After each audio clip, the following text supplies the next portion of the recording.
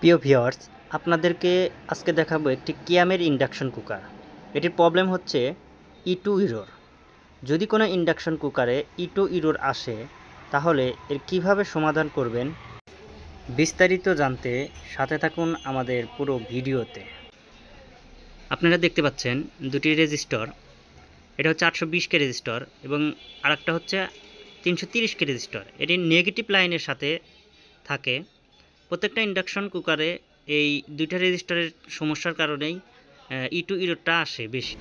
এখানে 820 কে রেজিস্টারটা সমস্যা পেয়েছি, রেজিস্টারটা চেঞ্জ করেছি। এবার দেখব ই2 ইররটা যায় কিনা। ইন্ডাকশন কুকারটি লাইন দিয়েছি, চালু করলাম, অলরেডি ই2 ইররটা চলে গেছে।